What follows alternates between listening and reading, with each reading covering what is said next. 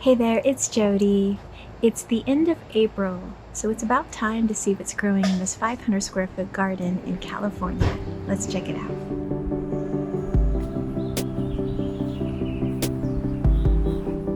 The polytunnel has been converted into a hothouse with tons of peppers inside. The temperatures reached about 80 degrees Fahrenheit this week, so I placed some shade cloth around it, and it didn't take long for it to get about 5 degrees cooler inside. Some of the major changes include wood mulch to level off the area and some shelving to place as many peppers inside as possible. At the moment, there's 10 pepper plants inside, but I do have some baby seedlings growing in the greenhouse. Speaking of baby seedlings, these cucumber plants were moved here as I was running out of space in the greenhouse. I'm waiting for them to develop their first true leaves to plant them in the garden. As for the other plants, I currently have 2 tomatoes, lemongrass, and these zinnias that self-seeded from last year. Current plans for this area is to add some hanging pots with some flowers and herbs, but I may try some peppers in them as well. I'll also plant some heat-loving plants like beans, sweet potatoes, zinnias, and sunflowers in any of the gaps in the pots I can find below. The lanterns have been moved along this pathway, giving me the opportunity to call this area Lantern Way. The plants on the left side is calendula, lepidora, and salvia. The plants on the right side is sage, celery, holy basil, and edamame. I also have a new plant variety I've been wanting to grow for years called viola. This flowering plant is pet friendly, and I love the way the foliage is shaped. As for these little stick plants here, I'm growing 3 types of flowering shrubs from bare root: dogwood, crepe myrtle, and California redbud.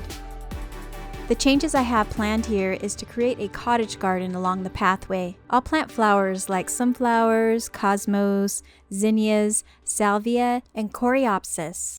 Some of the garden space was taken up by the hothouse in the lantern garden area, so I decided to create layers of pots that I'm calling the elevated patch.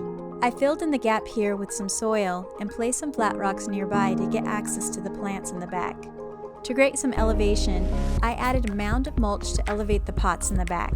Now that you know the changes since last year, let's talk about the plants growing in the area. To the left is a tall Brussels sprout plant with cilantro nearby. And as I step on the stone here, there's some spinach going to seed, strawberries, African daisies, mint, kale, more mint, beets, chard, rhubarb, snapdragons, calabracoa, and some green beans. And in the front here, there's some African daisies that finally expanded in this area. Over here in the pot is a sun gold tomato. As for the borage plants in the back here, they've been in bloom for months now, and the pollinators frequently visit them. I also have this white pacopa plant here attracting tons of pollinators.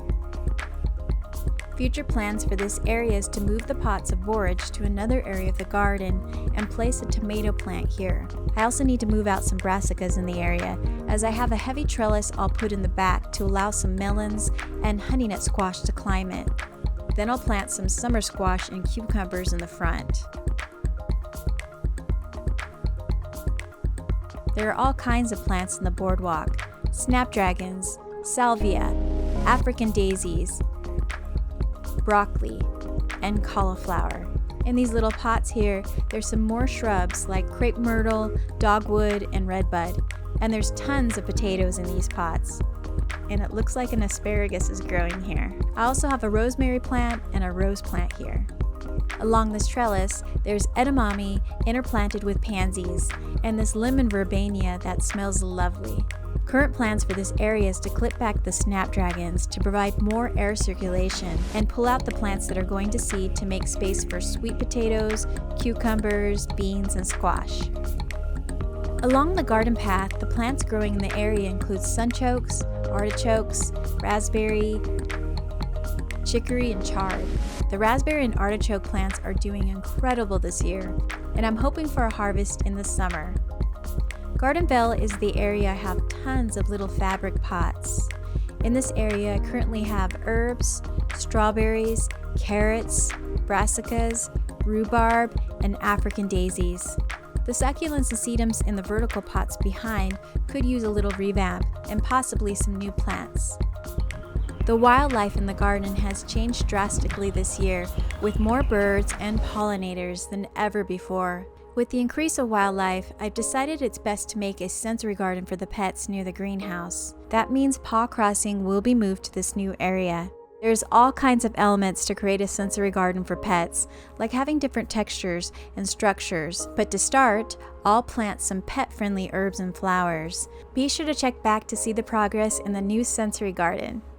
As for the wildlife area, I've decided to expand to a couple of areas, which I'll explain in a future video. For now, some of the ideas I have is a mini fountain for the bird bath to attract the hummingbirds, a native bee home to foster the mason bees, and much more.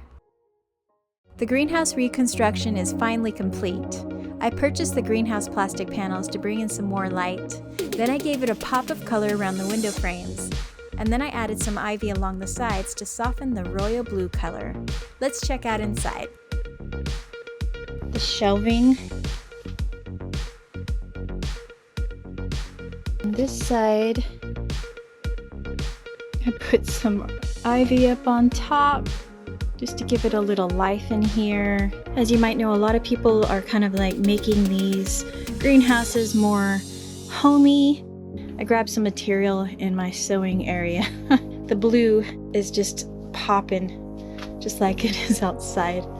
I have a little birdhouse here that I'm not sure I'll keep it in here, but I think for now it's a nice spot. I just want to know what type of birds would actually go in it. Right now my workstation isn't useful because a lot of these have got to be transplanted in the garden. As for other things growing, I've got some melons, alyssum, some aster. I've already taken the cucumber out of here, so this is just getting prepared for the next batch of seedlings I'll put in there. Looks like a chamomile needs to be watered. I'll keep it here for a sec. A little bit of kale, lots of beans. I need to transplant even those beans back there. Oh, and there's a chamomile back there. And lots of squash here. Cool. As for over here, I got some more beans. These guys need to be watered. And I've got tons upon tons of tomatoes here that need to be transplanted. Up here, looks like I got some ground cherries, some chard, loofah, squashes like honey nut, a lot of winter squash. I think this is the herbs and flowers that I need to transplant. As you can see, the greenhouse is cozy in appearance, but it's also warmer inside now that it's more insulated. And here's the last stop of the garden tour, the garden patch, which I've renamed to Shadowvale as it gets less sunlight than any area of my garden. Over in the barrel pot, there's currently some lavender pansies and white grape hyacinth, which is an incredible combination in color and texture. The lemon balm has made a return, and there's some dill, nasturtium, bacopa, some brassicas, celery, and borage. In the pots in the back, there's lettuce, alyssum, calibrachoa, and cauliflower. Seems like these snapdragons here need some air circulation, so I'll have to cut them back soon. Thanks for watching the latest garden tour. As I work on the changes, I'll share video updates with the progress, so be sure to subscribe. Until next time.